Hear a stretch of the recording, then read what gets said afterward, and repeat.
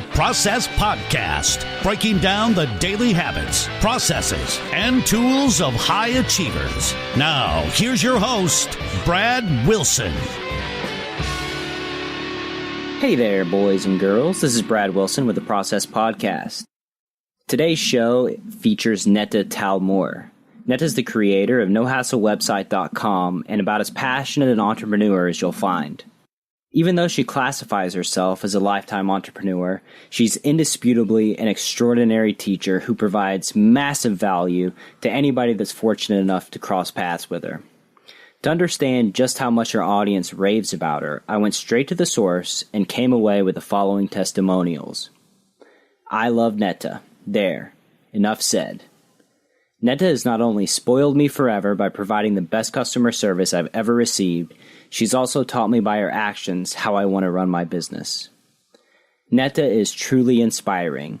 Not only has she created what I believe to be the best product for entrepreneurs in the website space, but she's extremely hardworking, her customer service is personal and attentive, and she seems literally to be able to master anything in the online world with ease. She has such a big heart and shares her knowledge either for free or very little cost, not because she doesn't value herself, but rather because she doesn't believe in the common myth of overinflating coaches as a signature for self-worth. And she remembers bootstrapping her own startup like so many of us. I think she has great things ahead of her and feel proud to know her. Seriously, where else do you pay $100 and 1 year later have an instant response because you're panicking about your website being down while you're updating your plugins?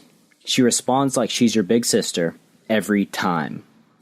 Neta has such drive and passion for us to succeed in business. She has been the foundation of mine, increasing my confidence and actually having me believe I can do this online thing. Neta should be mandatory for new startups. She is truly amazing. If that doesn't get you excited about this interview, I don't know what will.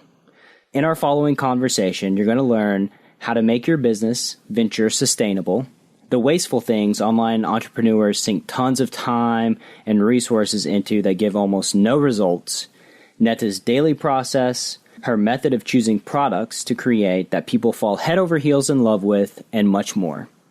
Without any further ado, here's my conversation with Neta Talmor. Good morning, Neta. How are we doing?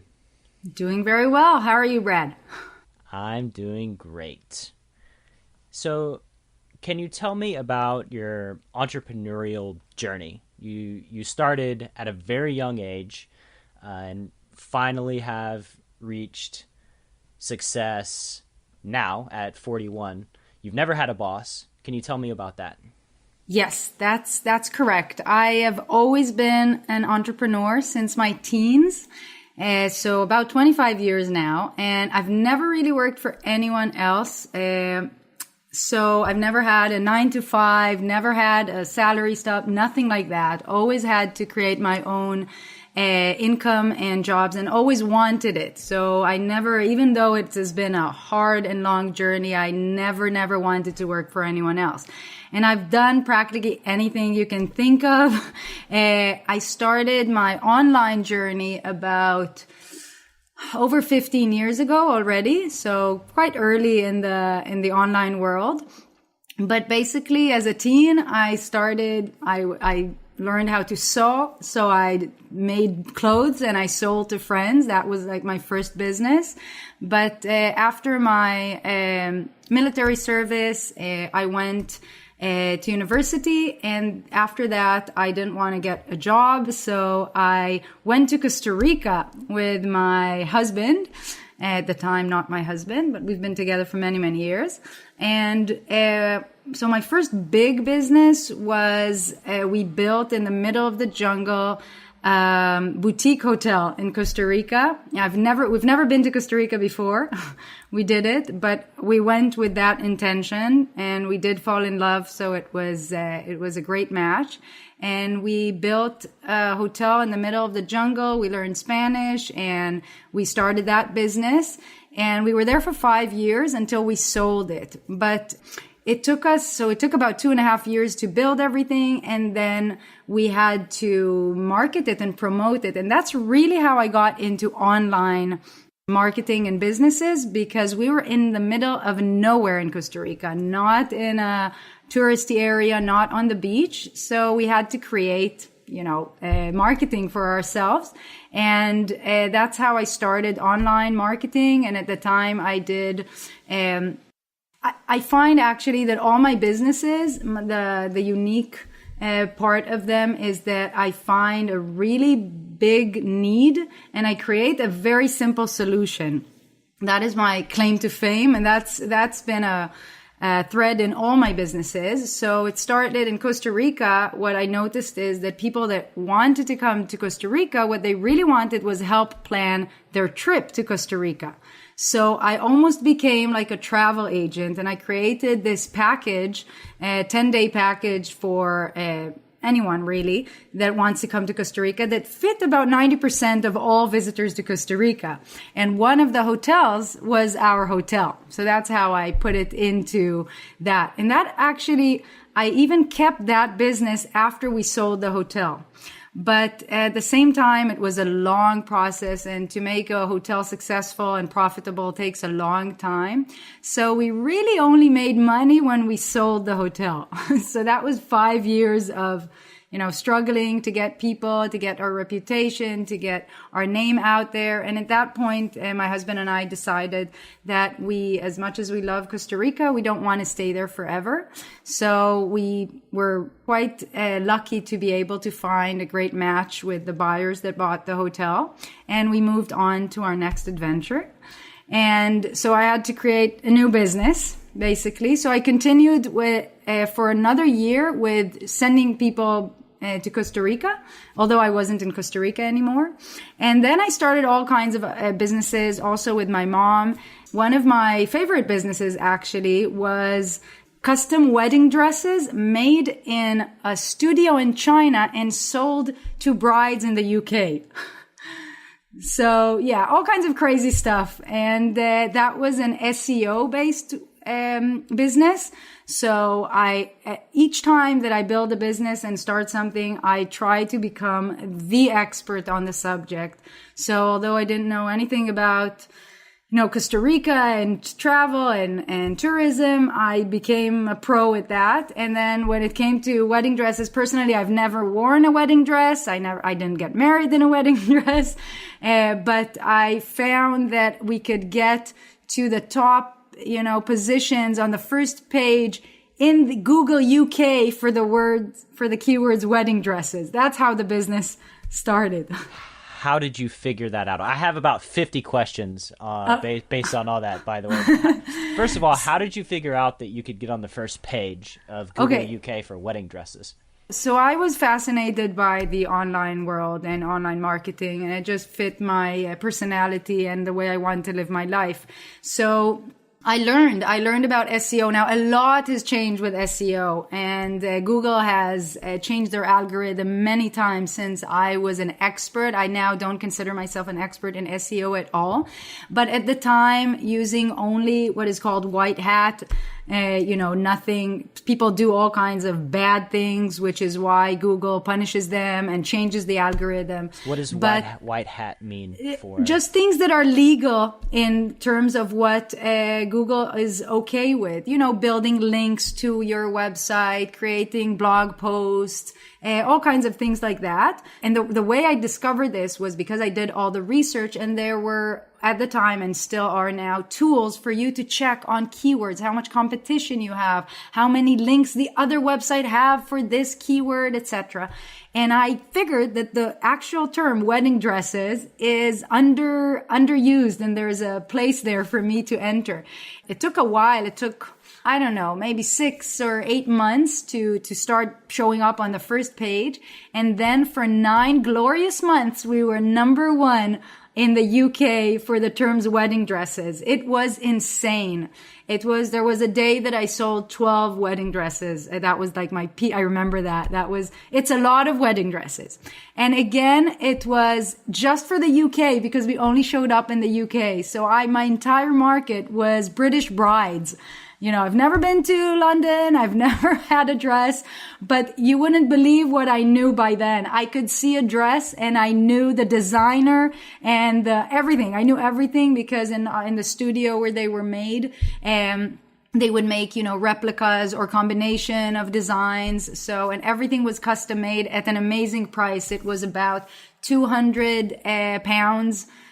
So, $300 or something like that, like amazing. And the quality was amazing. And it was sent from the studio to the bride. There was about a year before I even saw a dress myself but that was all online. And, so that was a great business. And that was the first kind of successful, but it wasn't sustainable. And you will find if you talk to me more that sustainability is my number one word for businesses. And I've learned that the hard way from having non-sustainable businesses before. Why wasn't the wedding dress business sustainable? It wasn't sustainable because it depended solely on Google. And as soon as Google changed the algorithm, it was, we went down and then it disappeared. And I was already in a different place and wanted to develop other things and not, fight just to be number one. But it was very helpless. We couldn't do much. And despite trying to get back on top, it was never the same. So in that sense, it was not sustainable. Yeah, this is something that I hear about, I read about a lot myself. When you rely on one particular platform for everything and they change something, you're very vulnerable. I totally agree. And specifically SEO is something that my clients today, they ask me about it and what to do. And I say, have some rules about keywords and try to put some emphasis on specific keywords, but basically forget about it. Do not rely on it. Just put it out there and you'll get some traffic, but don't build your business on that. It's just not sustainable. How do you build your business in a sustainable way? What are the specific actions that you take now? Okay, so for me today, sustainability more than anything else means, can I continue to do this for a long time and continue to be profitable and consistent? That is my main thing. So it actually talks about a lot of things, usually not so much the platform, like in this case, but more so about the way the business model of the business and where I fit in. Can I continue to do that? What happens if the business grows? Can I grow with the business? What will it mean? Will I have to bring in help? At what point it will be too much or I can't do it because it depends solely on my ability. So there is a limit to my growth. I want it to be a business that can grow, but at the same time, not all depend on me forever and ever, because that's not sustainable. I just came back from a 3-week vacation, which is it's the first time I ever did anything like that. So we love traveling, but I work when I travel. I work every night, every day. My kids know it. My husband knows it. It doesn't matter where we are, on the beach or visiting family in my home country or in New York. It doesn't matter. I work. This was the first time that I was able to actually be on vacation. And I'm not complaining by any means that I wasn't before, because I don't consider work a bad thing. So I don't suffer working, but still just this kind of, not worrying about things, not checking things. That was the first time I ever did that. And that is because this is the most sustainable business I ever had. It's not perfect yet. And there's a lot for me still to put in place, but it is the most sustainable business that I've ever had. Something that you said resonates with me about work and how work is not a bad thing. I know that as a professional poker player, one of the words that gets thrown around a lot is grind. I'm on the grind. I'm doing the daily grind. And I have to say, I hate that word. Like, it doesn't make me look forward to doing anything. I actually don't even really love the word work because, it brings to mind something that I don't look forward to doing.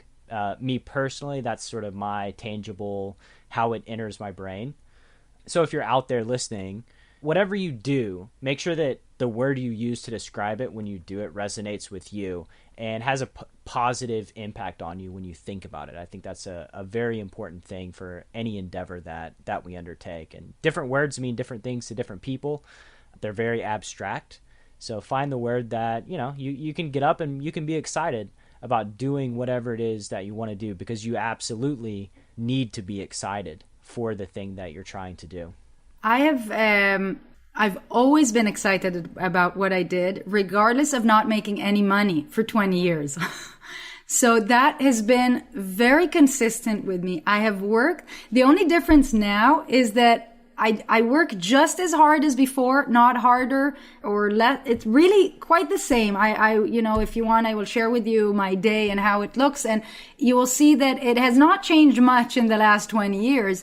The only change is that I now actually make money. So it's an added value, an added bonus, but it has never been the main thing, and it has not changed what I do on a day-to-day basis, because I've always enjoyed it. It's always been my passion to do it, whatever I was doing. And I do have a question that comes to mind. If you weren't making money or didn't consider yourself successful for 20-something years, you've never had a boss, so you obviously had to be making some money for survival. How do you define success to you personally? Okay, that's a good question. So first of all, I've always been very open about money and what I make. I was never embarrassed about it, or I was always very proud of always doing what I wanted. And what I used to tell my friends is that there's simply a gap between my potential and my bank account. That's it. That was, but I was doing the same thing, and I was as proud, if the gap is smaller, that's fine. If it's bigger at certain times, that's also okay. It doesn't change who I am, what I do, and what I, contribute. So that's an important thing, I think, that always kept me on course. And I was never discouraged by what I was doing, even though there was no correlation between my bank account and my efforts, because there were other ways for me to measure my success, and I did. It was a struggle financially, especially the last 10 years have been financially challenging. I mean, until about 2 years ago, for many, many reasons. We did make money, but very, very little money, very little money. And my husband is an artist, so that gives you an idea about how much income he brings in. And we're an amazing team, and he allows me to do what I want to do, and I allow him to do what he wants to do. And we happen to not have money for many, many years, although we have 2 little children, and it didn't prevent us from having a family, because, and this is the point I want to make, I do believe so much is about priorities. We simply didn't spend any money. It was, mortgage and food. That's basically it. And you can go a long way with very little like that if you don't expect to spend money. Shopping has never been a thing. My kids know shopping is not entertainment. That's not something we do as a family. These are just not things that were in our spectrum of possibilities until very recently. And I know that we lived off quite well, better than a lot of people, a lot of friends we know that live off 2 nice salaries and are always struggling. I'm not going to name names, but, I have very specific people in mind that are close to us, to my husband and I. I'm pretty sure they'll know who. They know who they are, because they struggle despite making literally 3 and 4 times what we lived off for so many years. So, there's a certain point where under that, it's a struggle to, worry where you're going to sleep tonight. That has not been the case for us, but just above that, literally just above that. And we did well. The problem was that it's tiring to struggle so much. That was the main thing I wanted to get out of, but I'd never, my philosophy is almost against this 6-figure launches. I'm almost against it. I don't believe in that, and I don't believe people really need and want that. From my experience and from my community and my audience and my clients and what I call the no hasslers, my group of people, I sometimes in webinars I bring it up and I ask people how much of a difference would it make in your life if you made $5,000 a month? That would be it. almost all of them would tell me that it would change their life. That is the dream. The dream is not, from what I can see and from how I feel, the dream is not a 6-figure launch. The dream is just, $5,000. I always say the difference between struggling and living the life is about $3,000. That's it. That's it. That's the difference between doing whatever you want almost and struggling monthly. So, and I keep that in mind, and that's what I tell my peeps, and that's what I talk about in my, webinars, and my products are all designed with that in mind. And don't quote me on this, even though it's in the podcast.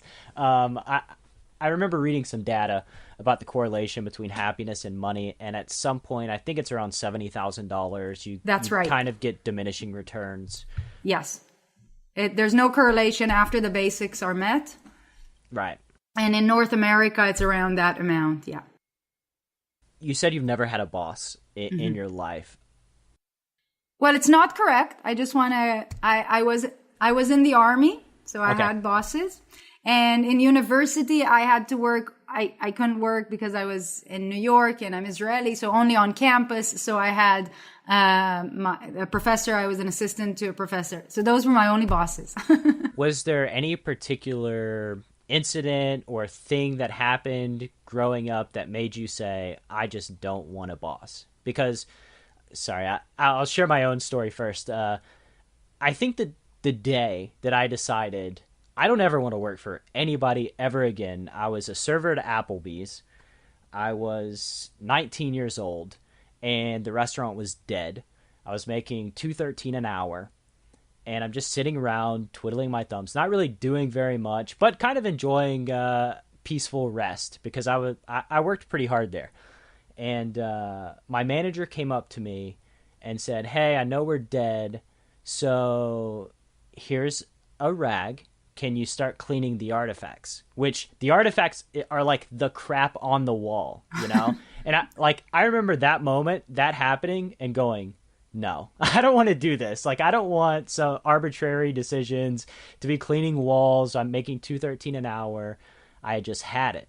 Do you have any similar experience? I certainly didn't have any trauma happen or anything like that. But I remember I always have a feeling I can do it better.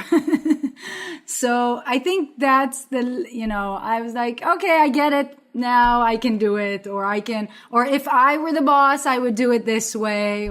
So I think that is very much something that I've had, but I started so young that I never had a job that I didn't like, that I had to leave, or I swore never to do that again.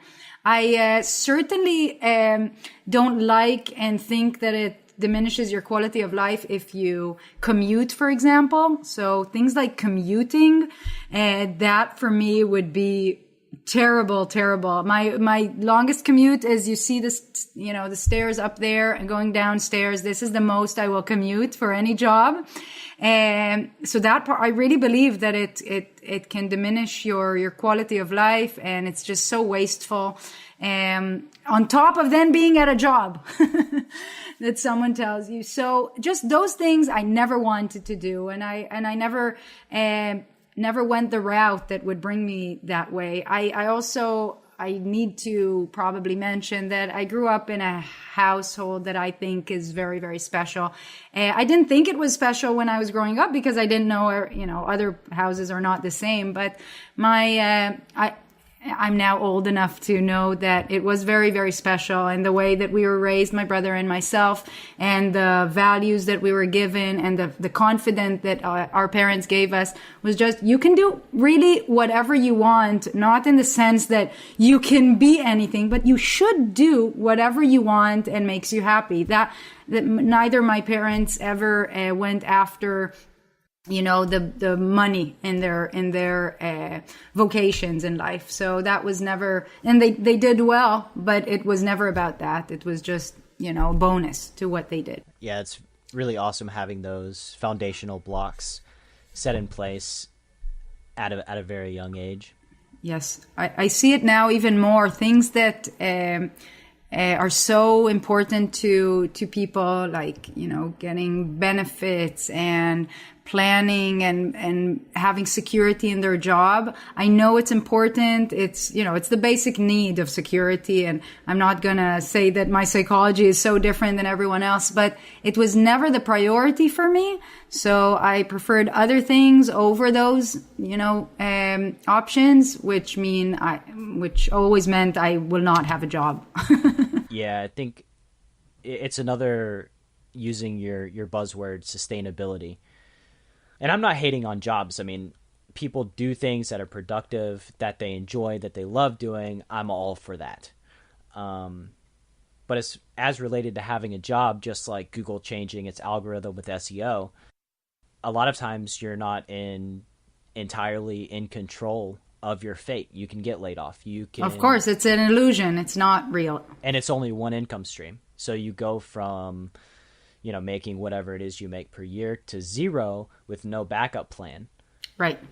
So it's actually, having a job is a very risky thing. Only one income stream. I think really everybody out there needs to be thinking about how to generate multiple income streams for themselves as redundancies in the case that something happens with their job or Google's search algorithm changes overnight. Right. And people, they count on it so much that they don't prepare, they don't have, they don't invest or don't save money. So there are other ways, to create money. If you are making money, there are other ways to do that. And so many people I know don't even think about it, just thinking, I have a job, I've always had a job, I'll be okay. And I hope they will be, but it's not guaranteed at all. Right. Are you a rabid fan of any blogs or resources? And if so, which ones? Actually, I'm not. No. No. This is very surprising to me. Okay. I don't spend a lot of time online on other things than work. And I read that I'm a news junkie, so-called. I not to the extreme, actually, that I was. Being Israeli, we're very connected to the news. It's very much in our DNA to always check the news. So I get most of my information from the news, my whatever resources I use to get news. I don't spend much time on blogs at all. I like reading. I like reading a lot, but I often go to the library. For example, we have a great local library here, and I will search, in the system and go to one of the shelves and literally take back home 10 books on the same subject and just kind of skim through the ones I like. I will read more. The ones I don't, I will so that's how I get into something specific. Not so much blogging or podcasting. Although I like podcasts, I find it hard to find the time to listen to them. So only a little bit in the car, and I'm usually... Well, you have that 12 seconds while you're walking down your stairs. Yeah, exactly. My commute.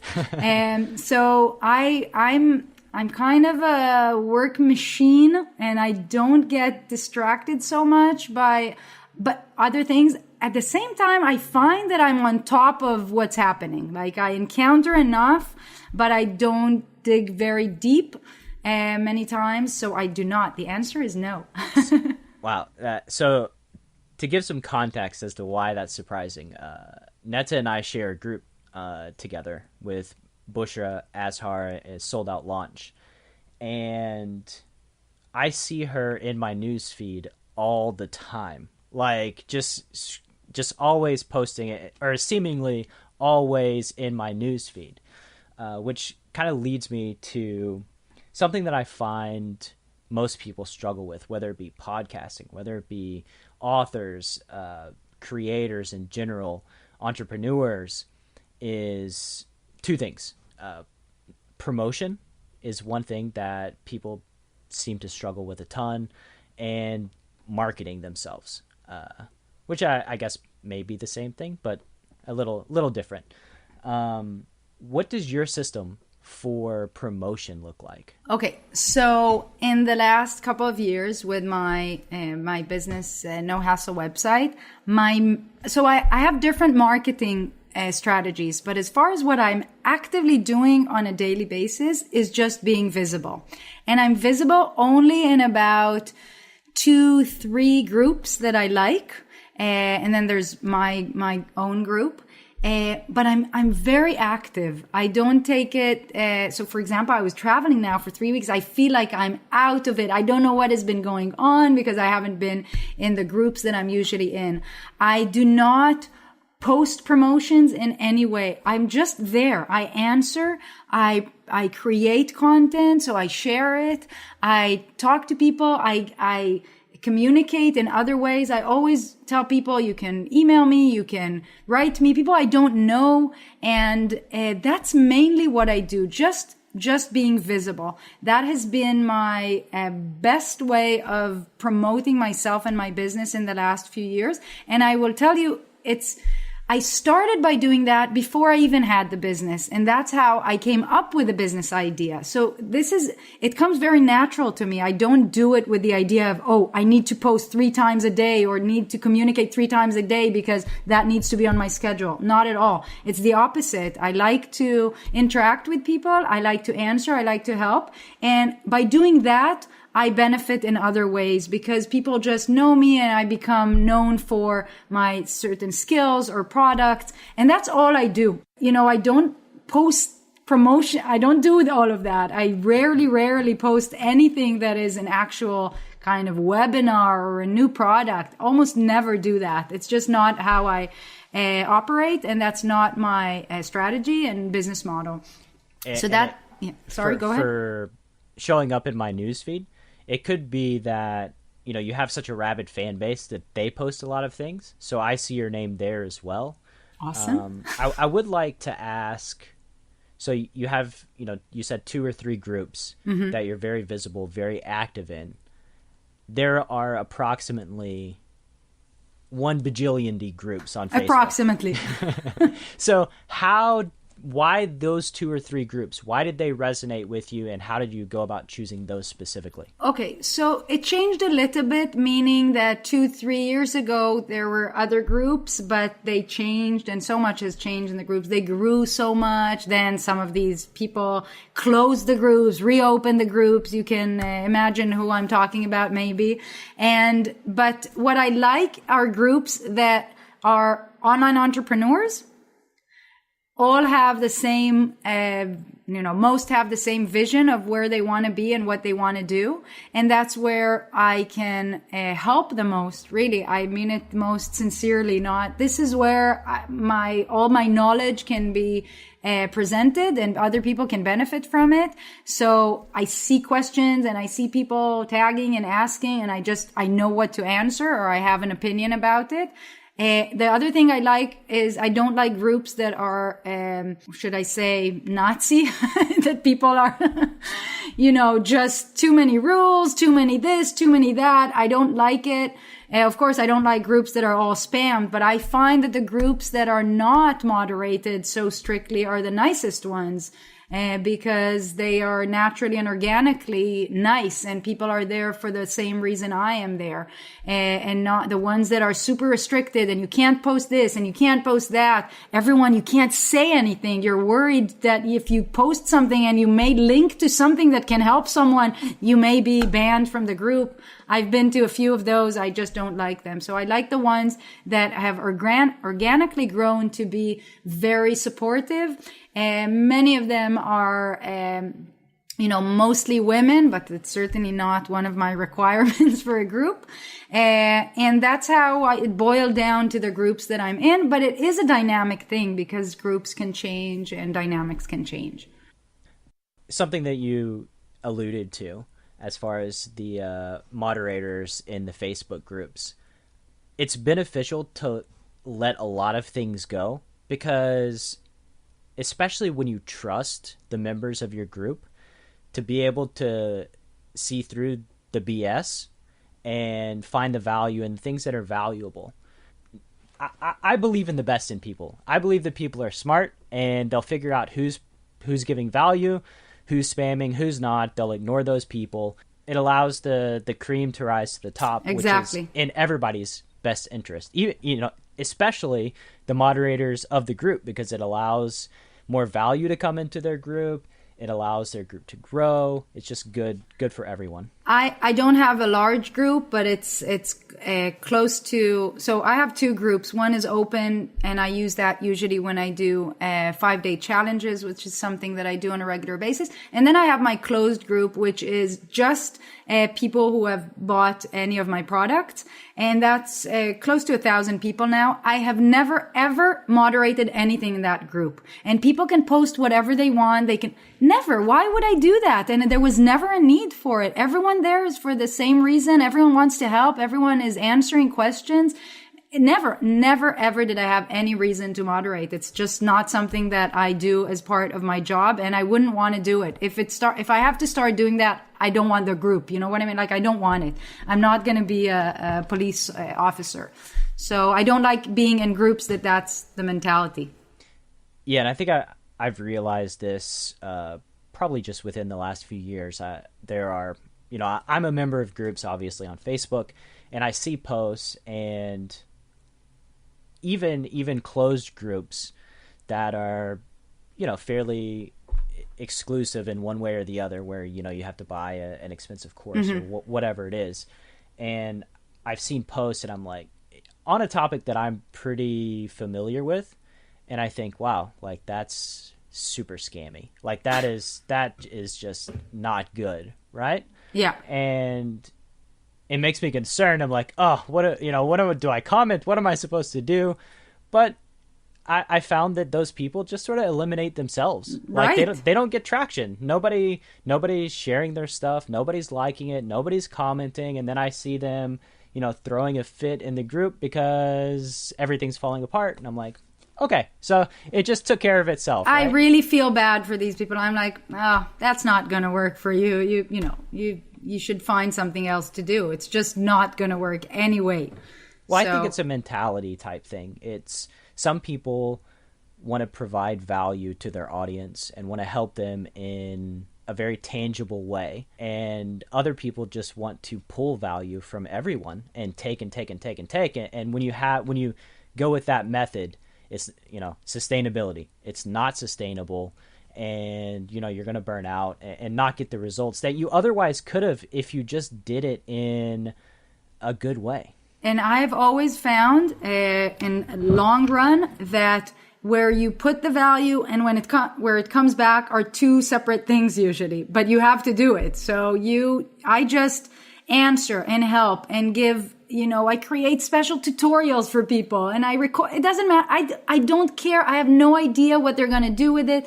I'm not counting on them to become my clients ever. That is never the point. However, someone else may see that and then that person will check out my product and they may end up buying. So it's karma like that. It's not all spiritual. It's real stuff. It's real content. I am giving and I'm sharing and I am come with an open heart. And people respond to that, but it's not necessarily the same people. So, which is good. I misspoke earlier, by the way, when I was talking about promotion and marketing. So promotion and marketing, obviously, they're very similar. Outreach. Do you do any outreach as far as collaboration with any other people? Is that something that you prioritize, or I'm getting the sense that probably no? No, I'm not against it. But I've not, it hasn't been part of what I do. Our mutual friend, Bushra Azar, and I can talk about her for an hour and a half now, if that's what you want to do. Yeah, I can too, actually. I do believe, despite Bushra denying it, I do believe that it's not a coincidence that I started being successful in my business at the time that I was introduced to Bushra. I really don't think it's a coincidence. Something just clicked, and Bushra has been an inspiration, and very few people in my life have been an inspiration. I don't give that title to just anyone. But Bushra, I do work with Bushra, so that has been a great pleasure and honor. And Bushra, approached me to work with her. So that's a collaboration that I have, but I did not pursue that. But that's been wonderful for me. Yeah, I found Bushra in another group that I was in, another course that I had bought, and she was posting some stuff, and I clicked and just got sucked in. Yeah, and I know that feeling. For anybody out there that's an aspiring entrepreneur, when I found Bushra, she was doing webinars. She was doing her thing. She's somebody that I think works on her craft. She invests time and energy into improving every single day. And over the years, I mean, it's incredible what she's done. It's really incredible. Amazing. I know. It is mind-blowing. She's really an inspiration. Which was why it surprised me when you said when I asked about blogs or anybody's stuff, that Bushra didn't jump right out of your mouth. I don't consider Bushra like a blogger or anything like that. Anything Bushra. And by the way, the groups that I talk about, 2 of them are Bushras. Like this is what I see. This is who I talk to. This is what the framework that Bushra teaches and presents. That is really the framework that I work by, even though I've modified it to suit my own needs. It's all Bushra. Everything is Bushrified. I don't know, maybe I was thinking specifically about like a blog or something that I check out regular. This is just part of my system now. I don't even think about it. Yeah. I think I said resources. So I think Bushra works there. Yeah, yes, definitely. So what's a book that you reread every few years and why? Or none? First of all, I love books, and at certain points of my life, I was reading like a maniac.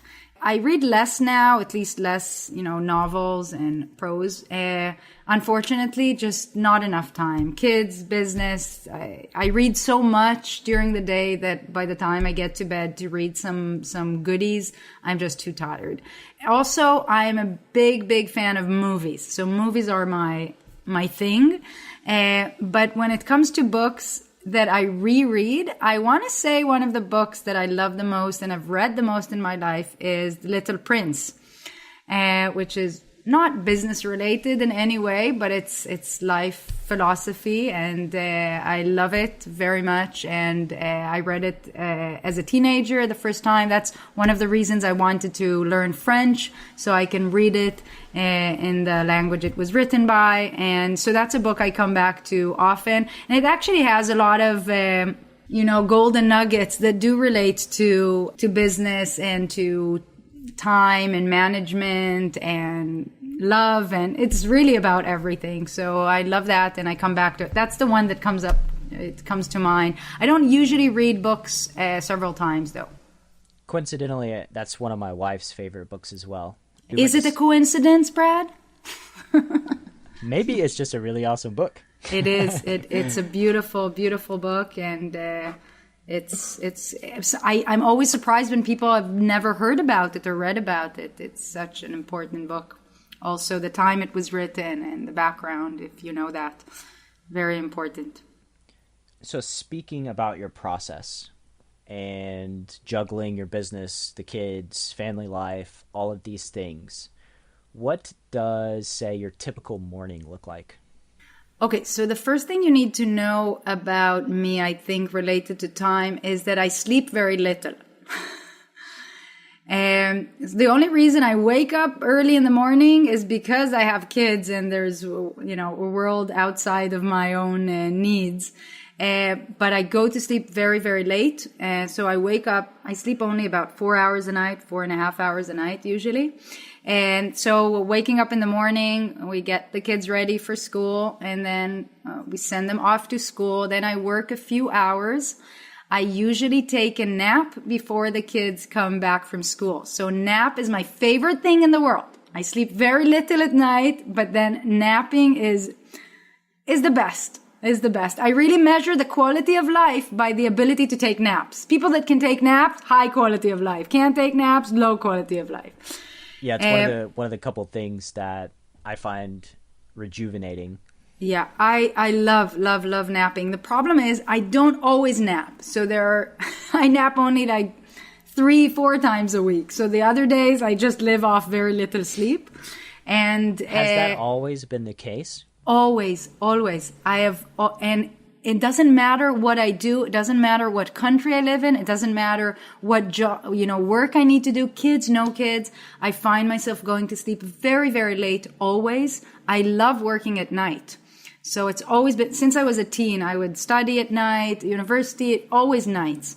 So then I don't want to sleep in late like a teenager out of control. So I wake up in the morning after just a few hours, then I work for a few hours.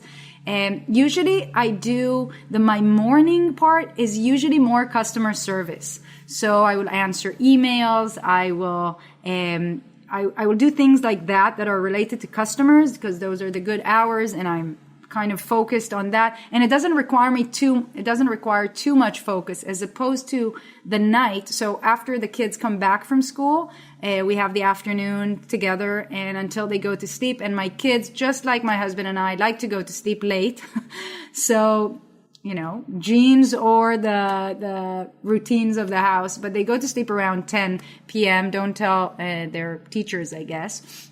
And so only around 10:30 or so, I can go back to working again. And then I have my second shift, as I like to call it. And I work until 2, 3 a.m. every night. That's very normal. My husband and I do the same. So we're synced, which is very good. But the night work is usually different. That's when I need to concentrate, when I need to create stuff. Always night. I can't create during the day, all this light and noise and stuff going around. So during the night, I can create things. If I need, sometimes I make a note to myself in an email or a ticket that I need to get back to that requires concentration. I will come back to it at night, because that's my most focused time, and always has been. That's the cycle of my life and work. Yeah, that's a typical day for me. And that's 7 days a week.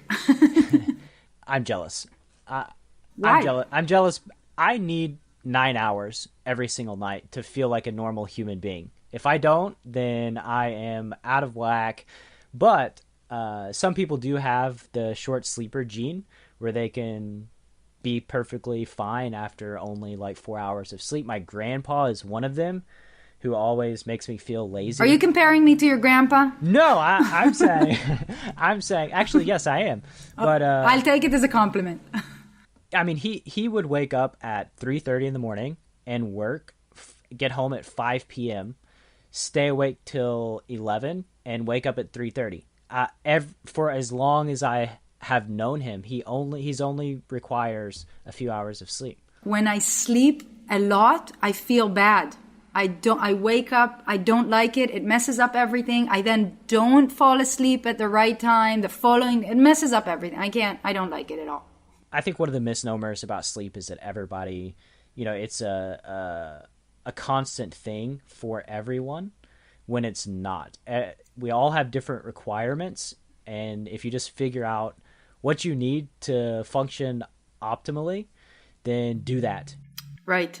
And it's also cycles. So you need to find your cycle. But sometimes, when you have a 9-to-5 job and you commute, you don't have much choices. Even if you want to nap in the middle of the day, or even if you want to sleep less, you just can't do it. Yeah, you really have to create friction, bedtime routine for yourself, because there's so much connectivity. There's so many pulls on our attention. It's hard to get rid of everything so that you can just wind down and go to sleep. Like, I have a pretty set bedtime routine every single night that prepares me for optimal sleep, because I know that that's what I need to be able to function at a high level during the day. And I have much experience functioning at a low level throughout the day, and the difference between my A game and my D game is very significant. Yes. I will tell you that we are very, very routine, a very routine family. So everything is almost the same all the time, for my kids as well. So we do have a good kind of system going on. And I think everyone fits in quite nicely into this routine. Although we've always taught our kids that change is good. It's not about not changing or not adjusting, but just the routine in and of itself is very helpful for functioning at a high level and being very efficient. Yeah. When you have that framework, it's a lot easier to be productive. So in your working life, what software do you use on a daily basis? Okay, so first of all, although I love tech and I'm very techy, which part of my business is always making tech simple for other people, I am actually very old school. So I don't to-do list, like literally a to-do list, like so, like pen and paper. I need to write things down. That's definitely the way I get my brain to work. So as far as softwares, all Gmail, Google related stuff, Docs and Gmail and all of that is what is usually open on my computer. I don't use a lot of software, collaboration and work and all kinds of things like that. I don't really use them. I find that writing on a piece of paper what I need to do usually works best for me. I do like spreadsheets. So that's something I like to use. I do use, so on my Chrome, I have Chrome extensions that I like. So I record a lot of tutorials. So I love Loom and Screencastify. That's probably the ones I use the most on a daily basis that have improved my customer service and time-wise. Definitely recording videos is my number one recommendation, and people love it, love it, love it. It's very personalized. It's very efficient. There's no need to go back and forth. People open a ticket in my system that they need some kind of help, and I just log into their website or whatever it needs to do. I record a 3-minute video, and it saves everyone time, and they love it. It's personalized, and so many of my clients have written back to me and say, "Oh, I love it. How do I do it? I want to use it as well." So they record back to me, or they start working with that. So that's definitely something that has really revolutionized the way I give customer service in the last couple of years. I love that. Could you tell me about the process of giving customer service again, just so I'm clear? Yeah. So my business is, among other things, called No Hassle Website. So we basically install a complete website for people that is 100% customizable, so they can then change everything they want. But at the same time, it already has everything they need in it. But although there are instructions and tutorials already built in, of course, people have questions all the time.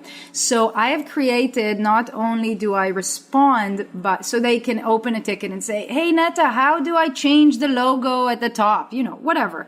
So instead of saying, "Go here, do that, open this," and just type in instructions that can be confusing, I literally record a 2-minute video showing the screen, showing them what I'm doing.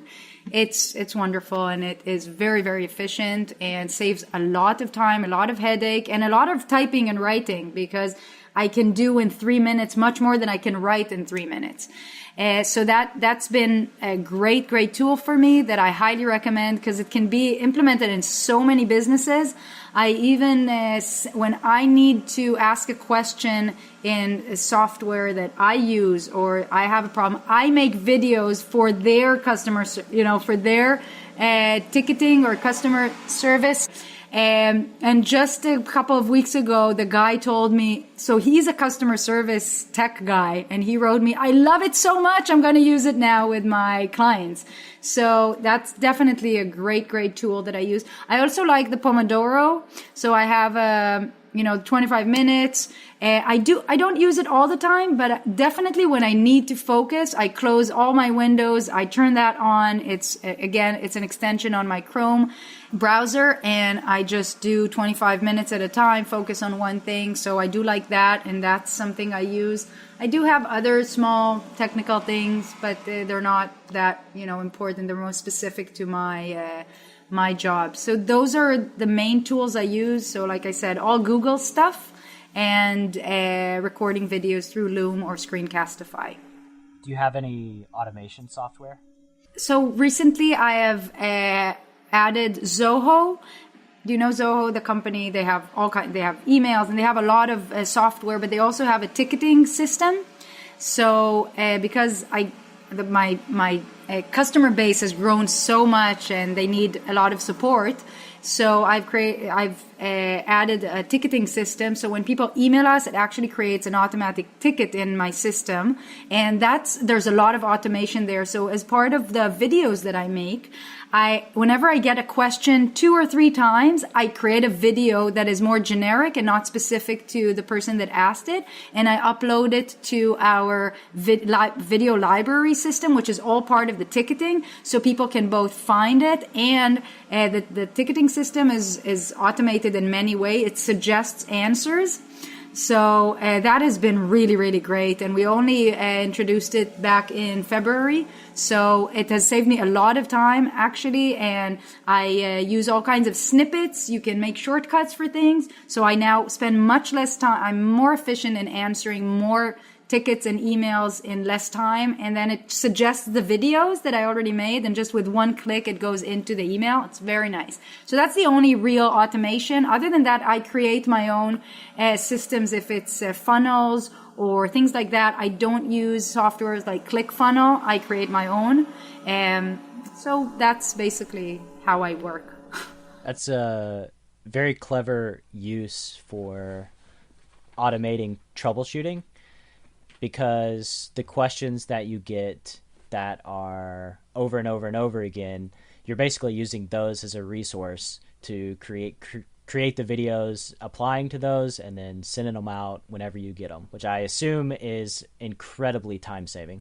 It is, and I've found now that a lot of the tickets that I get, so customers that have been around for a while, they first tell me, Neta, I searched in the video library and couldn't find it. So I know that there are so many people that find answers even without me knowing before they even write me. So that's also a great added value. What systems do you have in place to keep you accountable on a daily basis? I've already shared with you a little bit that I've been doing it for a long time. I think if I didn't have my kind of internal accountability built in, I don't think I could have done it. But having said that, I find lately that the most efficient way for me to get big things done is to commit to my community that I'm going to have it done. So I do that only for big projects like product launches or things like that. I'd tell them, yes, it will be available in June. So that's it. It has to be ready in June. And I do it I would do it anyway, but it may be delayed by a week or two. And this way it has to be by the end of June, even if I don't commit to a specific date. So that has been quite useful lately. I found myself, as soon as I write it down, I'll give you an example. The GDPR that has been driving everyone crazy in the online world, and I needed to be compliant myself on my website. And of course, I wanted my clients also to be able to do it on their websites. So I knew that I'm leaving on my trip. And I knew that I had to learn everything and be on top of it myself so I can answer questions and help them. So what happened was I told them very simply, I said, I'm leaving in the beginning of May. I will have a GDPR guide for you ready by the end of April. So I had to make it happen. 3-4 days before, I kind of put everything in, watched webinars, learned what I needed to do, downloaded some software to see how I change it. I ended up creating a 40-minute video tutorial about GDPR and how to change your website to make your website compliant. Because I've seen so many people talk about GDPR and telling you what the law is, but not actually telling you what you need to do on your website step by step. So by doing that and by making myself accountable to the group, I am able to create these kind of things. I created that video and it was so awesome, if I may say so myself. I put it on my page and it has become the most viral video I've ever made with, about 25,000 views already. Just because I needed to make my website compliant, I took advantage of it. I made myself accountable to the group and created something that is of value to them, and then used it for some other things. So that's the way I have found lately. But other than that, it's all me. There is anyone I need to be accountable to. I'd like to get things done. It makes me feel really, really good and accomplished when I get things done. I'm not a creative person in the sense that I'm not artistic, but I can create content, I can create products, I can create value. And that gives me a lot of pleasure and satisfaction. So that's what keeps me accountable.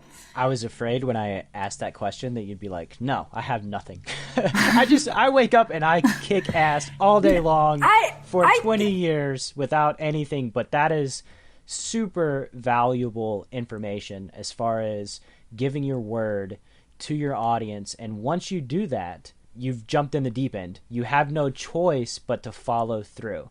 And if you don't have an audience, tell a loved one, tell a friend one of your goals or something that you plan on doing, because built in us, we want to fulfill our self-image.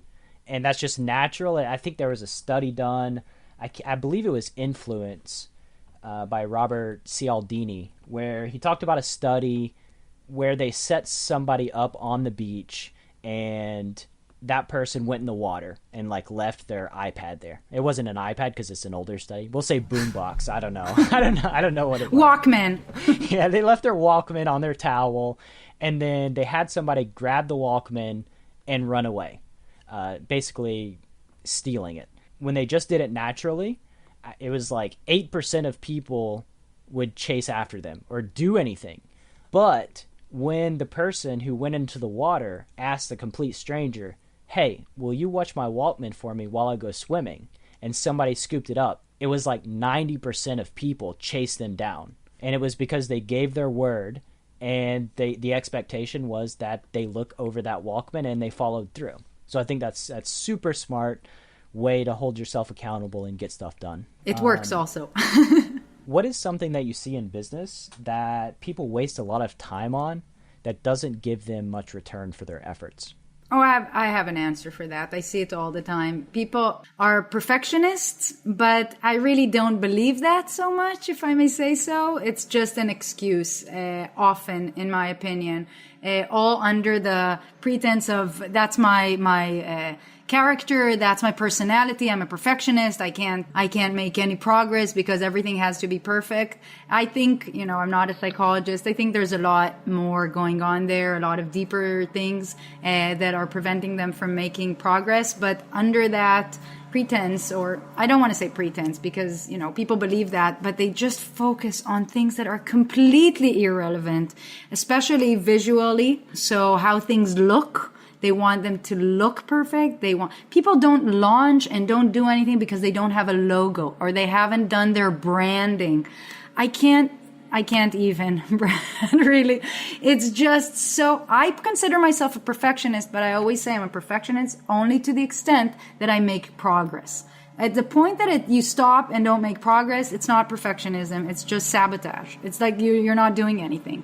And things like logos, things like colors, things like fonts. Seriously, guys, fonts. This is what's preventing you from making money. So much is spent on it. So much because I think people see other successful people or people they think are successful, because there's a lot of the way things look, and I haven't seen their bank account, so I don't know. But people assume that they have to have all of that. And Bushra is such a perfect example for that. Not only is her motto, launch ugly and money like speed because it doesn't matter, but Bushra herself launched and made a lot of money before she ever even had a logo, brand colors. You know what her brand colors are? They're the colors of the theme, the free theme that she got on her first website. That is the colors of her brand. Because, colors don't make money. And don't misunderstand me, the designers do an amazing job and logos are important, but they're important after the fact, not before. So I always like to show people, you can look it up. Have you ever seen Amazon's first logo? I haven't. And Apple's first logo? Google it, guys. You will not believe it. Why don't you know what it is? Because it doesn't matter what it is. It was the first logo. That's how Jeff Bezos started the business, but that's not what made him money. And same goes for Apple. And it's ridiculous that the time people spend money and time on, it's so wasteful in my opinion. You can do so. I have a video showing people how to brand their website in 10 minutes. Just do it. 10 minutes, literally 10 minutes. It's a video that is like 10 minutes and 1 second.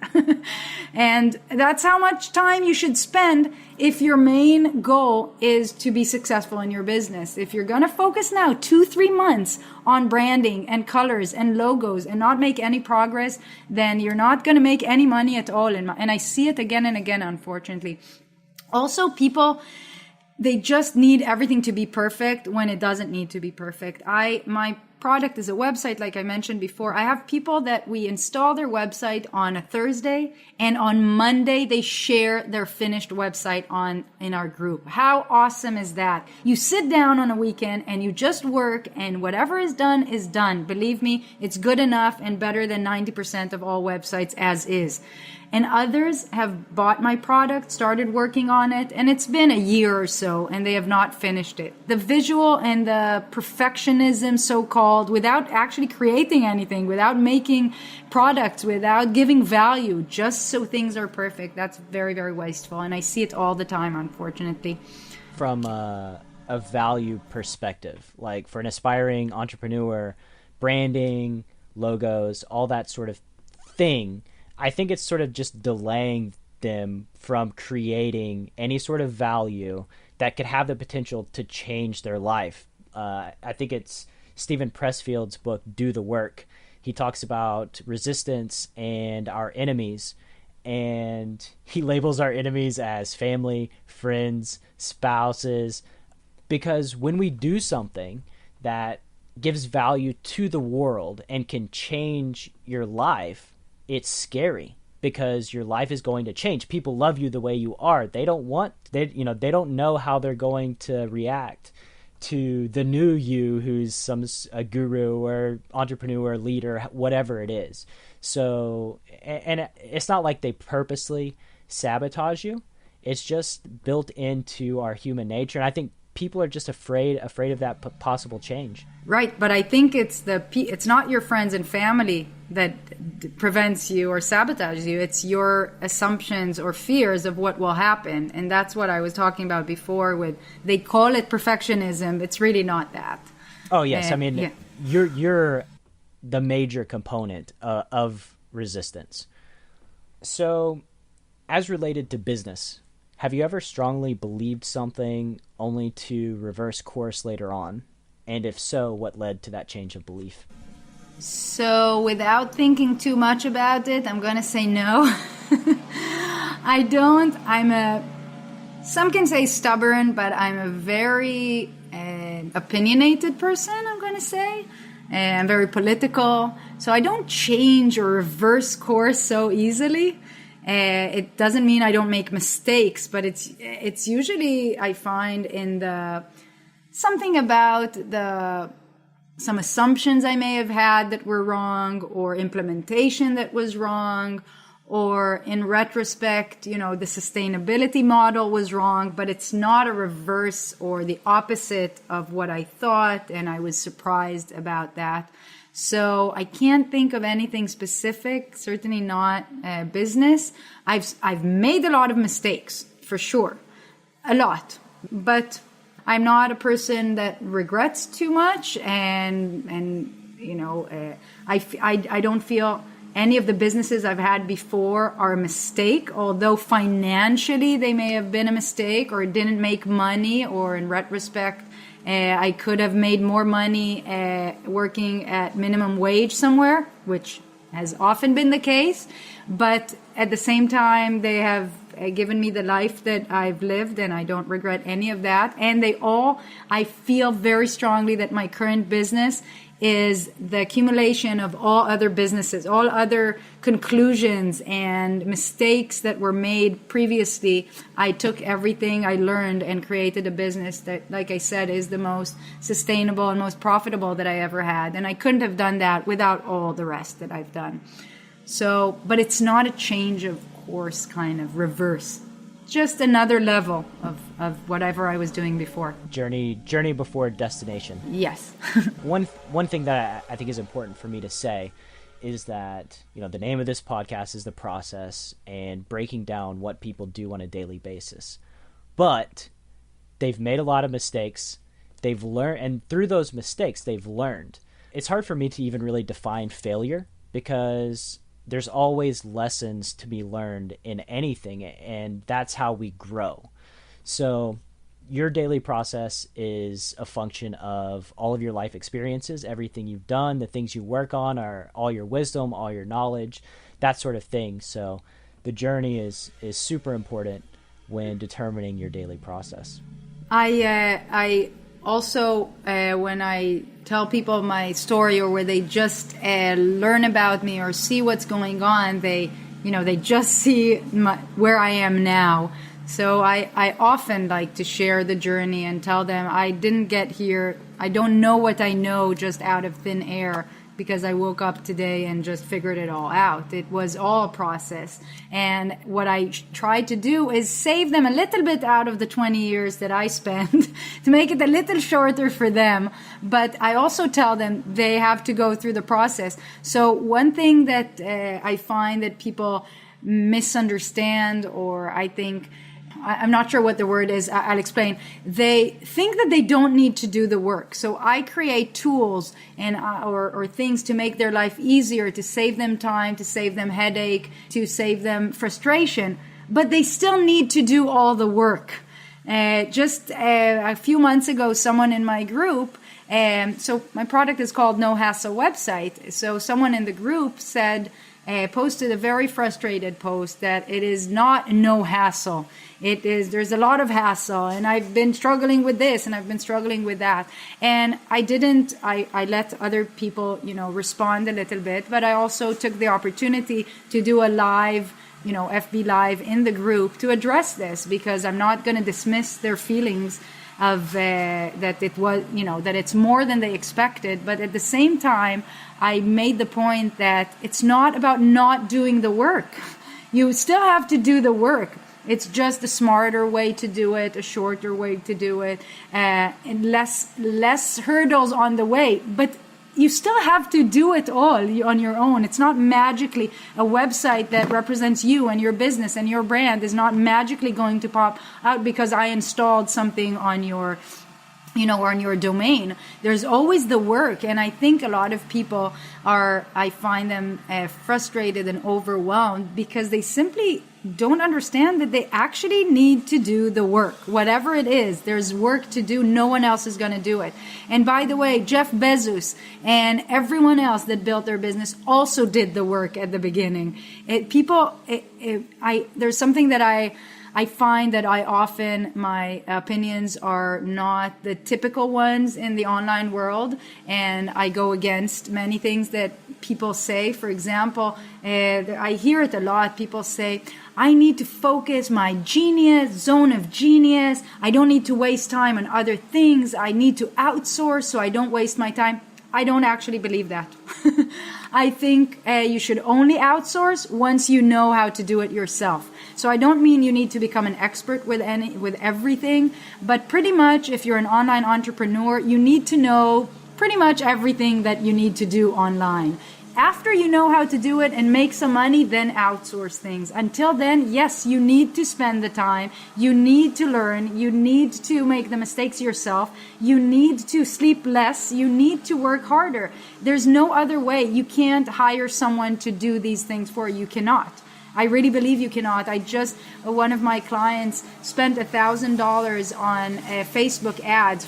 $500 were in the ads, $500 were for the guy that is doing it. At the end, she got no results, and she didn't even know what happened. It was like, what happened? Nothing. You can't do it. Don't tell me that you can't. If you can't, learn enough to be able to then hire someone and know what they're doing, then maybe online entrepreneurship, one person show kind of thing is not for you. I really do believe you need to do all the work and learn all these things, and it's part of being an online entrepreneur. You cannot skip it. Yes, there are things you don't have to be a designer. You know what I mean? You don't have to be everything, but if that's the case, then also don't hire someone for $2,000 to design your logo. Just choose something, find someone on Fiverr, and move on. That's not what your business is about. I couldn't agree with you more.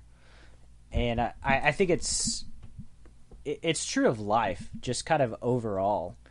that you need to have some knowledge base on what you're undertaking before you find somebody that is going to solve that specific problem. Because like the example you gave, the $500 on Facebook ads and then paying somebody $500, they don't know even what happened. And if they would have ran like $100 of ads themselves, gone through the process, learned where the sticking point was, then maybe that $500 wasn't a waste. Maybe they could learn how to grow and build. It's $1,000. Can you imagine how many mistakes you can learn from with $1,000? Right, and even if it got no results, that $1,000 can give you dividends in the future if you're learning and growing from. And also from stories that I have heard over time from other entrepreneurs online, almost all of the ones that come to mind now, I've always shared how they did everything at the beginning. They did not outsource. They did not let someone else, write for them things that only they know about their business and learn, you just have to do it on your own. There's no other way. And I really think that when your expectations are that you can outsource everything, that someone else can do it for you, the results are not good. That is it's not a corporation. All these people we're talking about, and two, I think in your podcast, are mostly, one person show that is trying to build their own business. And I do think that it takes a lot more work than a lot of people think that they will have to put in, because they get sucked into these, again, 6-figure long, oh, I just did this, it just took 15 minutes, give me a break. Yeah, and Neta's not saying cut corners on the things that are value, that can provide value for your specific audience, but don't get bogged down on the things that isn't gonna provide value to anybody. Right, and I think that my products they look good. They're, it's not about being ugly and that nothing is important. It's just not the most important thing. And also the difference between something almost perfect and perfect is very small, and you're the only one that can see it. But it takes, it's like the 20-80 rule. You can't spend 80% of your time or 90% of your time to make a 10% difference. It just doesn't make business sense. And it's not only business, it's not a good balance with whatever you have in your life, your family or everything. If you spend so much time on these things and not making progress and not making the money that will then allow you to enjoy the other thing, it's just not a sustainable model. So as related to your business, speaking of the Pareto principle, what do you spend 20% of your time on that gives you 80% of the results? Okay, creating my products. Okay, so definitely creating stuff. I will say the main word should be creation. Anything I create should be where my focus is. I can tell you that I'm at a point now where I've grown a lot and I still don't have in place a good support system in terms of customer service. So that's not good enough now. So that's taking too much time. My time where I need to do other things, and there should be other people on my team because now I'm not alone. I do have 2 more people that work with me, but it's not enough because I need more very specific help with customer service. That's taking too much of my time it's very, very important, and I'm not going to compromise on it. That is my challenge now, right? To find someone and help that could replace what I do. And my challenge is to achieve that, because otherwise it's not sustainable, right? And I do believe that I can do it, but I can tell you it's one of the reasons I am not actively growing my business. Well, I am growing my business in other ways, but specifically I have different products, and the No Hassle website, which is my main evergreen product, I sell on average a certain number per day, and I want to double it. Like I believe that I have the tools in terms of marketing and resources to double it, but I have been stalling this because I don't have the support for it yet. So that has been a challenge, and because it takes too much time, so the 20-80 there is not good. But definitely what I should invest in is creation, always creation. Speaking of marketing and doubling your number of sales per day, what marketing do you use? First of all, what are the resources? And secondly, how did you go about learning how to use those resources in a way that gives you ROI? Okay, so it's all the years of experience. So other than building my brand and visibility through things we already discussed before, I use Facebook ads as a very important tool in my business. And when I tell people this, I ran my first Facebook ad, I do believe, in 2009, maybe. Something crazy like that. It was so different. It was like 5 cents. It was like things you could get conversion for like 5 cents because no one was doing it. It was related to my wedding dresses business when I tried to experiment with bridesmaids and I was targeting bridesmaids. It might be the first year that Facebook started doing their ads. Yeah, it was just at the beginning. I can't even remember exactly when, but so I've been around. I've done Facebook ads for so long, but also I was not unfamiliar with paid ads to begin with. So I did Google AdWords for my Costa Rica packages. Again, so much has changed since, but definitely Facebook ads has been a very important tool in me growing and doing launches. So I have an evergreen funnel in Facebook that brings clients, that brings buyers to my No Hassle website. And that's been going on. Specifically, the ad that I'm running now, I started it 13 months ago and it's the same ad running. So that's been a great source and that's been really pretty steady. Although lately, because I think with all the heat and GDPR, I can notice in the last month specifically, things seem to have changed. So I will have to tweak it a little bit. But for example, I want to grow my sales now, like I mentioned before. And I don't want to do it by doubling what I have on Facebook, for example, just doubling the budget. It won't necessarily double the results. It actually will not, probably. There's a certain point where it, plateaus a little bit. But what I decided to do, and I'm in the process of preparing for that now, is I decided to go back and check out Google Ads, which I haven't done in like 15 years.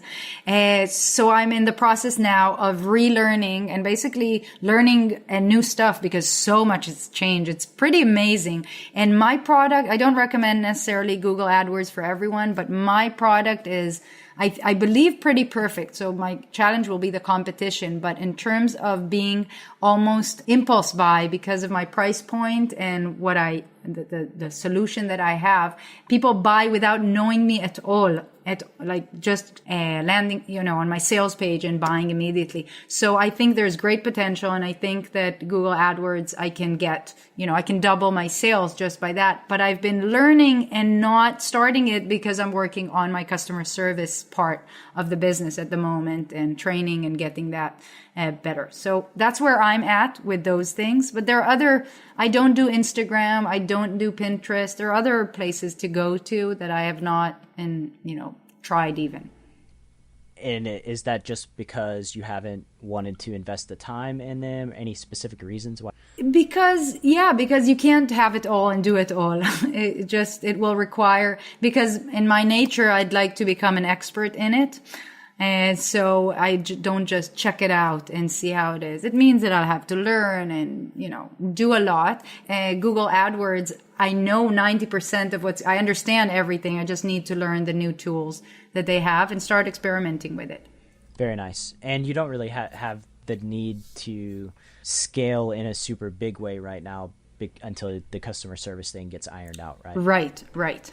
And in fact, I'll tell you the truth, like we said before, I don't have a need to scale crazy anyway. It's not about making $1 million this year. It's not about it.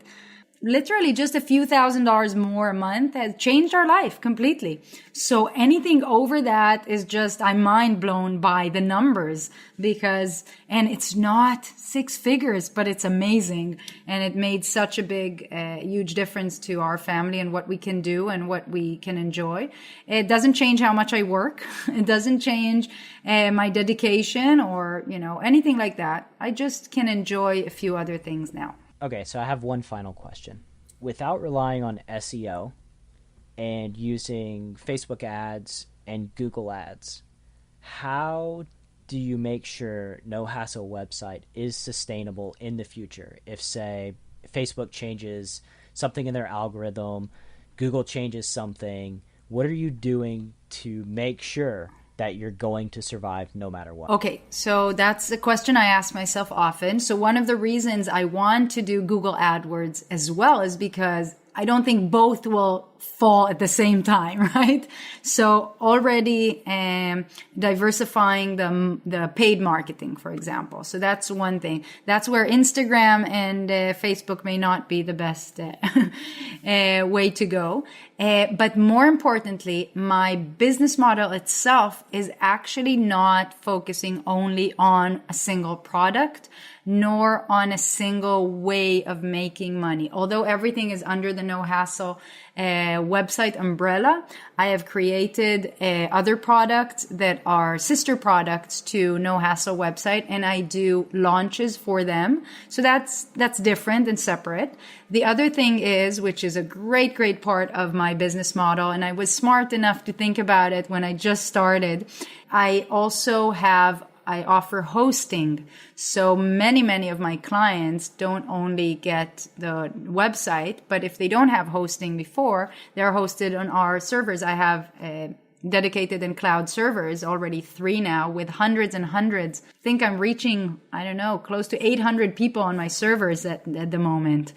And I give 6 months of free hosting, and after that, it's a monthly payment. So that was a genius moment that is certainly a wonderful aspect and other part of the business that is long-term and is not related to the sales, the daily sales, and can sustain for years, because most people don't change their hosting unless there's a reason or they're done with their website. And I'm working on 2 other projects, again, related but not related. One of them is a membership site and that I'm working on, and I hope to launch by the end of the year. And the other one is an app that I am super excited about, Brad, and I did not even mention before, but it does relate to processes. It's a productivity app, but like no other. And I will send you the beta soon, because we already have the beta, actually. It's an online app. So for, the computer, although it will sync with your phone, it's mainly to achieve goals and break it down to processes through an app. Super excited about it. Stay tuned. So that's a different model altogether. Send me the beta. I'll put it on my. Actually, I'll use it myself. Exactly. Use it, test it, and then tell your audience. So I'm doing that very consciously, creating other kind of businesses outside of the main business. So that none of them depends completely on each other, and they're standalone, but all under the same No Hassle brand. Creating redundancies where if No Hassle website gets whacked by Facebook or Google, it will hurt, but it is not devastating. You will figure out a solution to that problem and then go from there. Right. So can you... I lied about the one more question. I'm gonna do one more. I suspected. One more. Can you tell me about a big win that you've had recently? Just one that comes to mind. So I do launches every few months for one of my other products. So I open the cart just for 8 days every 4 months or so. And it goes back to what we talked before about accountability. I found myself just a few months ago telling people that I will open the cart again on a certain date. And I was very determined to do it, but you have to prepare and be ready for any launch several weeks before. And about 3 or 4 weeks before, I realized that I have to postpone it by 1 week. So it doesn't sound like a big deal, but I already told some people that it's going to launch, the cart will open on a certain date. And then I realized that I am my own boss and that I do have flexibility. And because I promised to about half a dozen people that it will be open on a certain date does not mean that I have to kill myself for that and mess up the rest of the launch. So what I did was I came up with the idea of opening it for the VIP early for 36 hours, just so that I could stand by what I told them, that the cart will be open on that date. So I had to, be creative, but at the same time, I'm my own boss, but wanted to keep my word. So I came up with the idea of letting the VIP people that have put themselves on the VIP list, including those people that have been waiting, and I promised them to open the cart that date. And I said, okay, I will open the cart just for people on the VIP list, and then close it, and then do the challenge that I usually do, and only a week later open the cart to the rest of the public. So because of that, serendipitously, what happened was that I had a lot of people. I told people, okay, if you sign up for the VIP, you're going to have early access and get a special bonus only for the VIP. And I just shared it in my group. I didn't run any ads or anything special for that. And there were already some people on the VIP list because between launches, I have that VIP list open. I expected to make about $2,500. I thought there would be a few people buying and that would be it. I ended up making close to $8,000 on that weekend before I even launched. Just because, I was mind blown, and I liked it so much that I did it again the next time. But I considered that a surprising, unexpected win that I think actually puts together a lot of the things we talked about. The numbers were lower in the second launch anyway, but it was less, but proportionately, it was almost the same in terms of how much bought in the VIP and how much ended. But it was very surprising because the VIP, the only way they knew about it was because they were on the VIP or already my clients. I simply sent an email telling them the cart is open. You're getting this bonus if you buy until tomorrow, tomorrow night. And I don't have a big list. You're not talking about a lot of people, and that was it. It was very surprising, and I considered it a really nice, surprising win. And again, these are not six-figure launches. These kind of launches that I do, I usually make between $10,000 and $15,000. Hello, amazing. I mean, this is mind blowing. I do it like 4 times a year just on that one product. I can live off that alone, and it's just amazing to me. Awesome. Congrats, Neta. You deserve it. You work hard. You're in my news feed all the time. I'm surprised. It's nice. So where can my audience find you on the interwebs? Okay, on the interwebs. So I will tell you, they can go to nohasslewebsite.com. That's my website. That's where you'll find most of the information. On Facebook. Can you tell us what No Hassle website is specifically? Yes, I can tell you. I know we've talked about it vaguely, but just more specific. So I'll make it short, but I do want to explain. I came up with the idea a little over 2 years ago while I was in all these groups that we talked about for entrepreneurs, and people kept on asking the same questions about websites all the time, WordPress, and what should I choose, and what should I do, and how do I do this, and how do I do that? And I found myself answering the same questions again and again because I have a lot of experience with building websites for myself, only for myself. But I found myself answering the same thing. And then I came to my husband and I told him, why can't someone just come up with a website that already has everything entrepreneurs need? That's literally what I told him. And then I was like, ding. And of course, I said, okay, I'll make it. As immediately as I uttered the word, it made sense to me to just create it. And I had a very perfect vision of how it should look and what I should include in it. The landing pages and the opt-ins already built in, and the Facebook pixel, everything already built in, because everyone needs the same thing at the end. It was in February 2016. In March 2016, I already launched it. I had no list, no nothing, just my presence in groups. And it took off immediately. As soon as I started, telling people about it and sharing, people started buying it. Not a lot, but any buyer is exciting when you're starting off.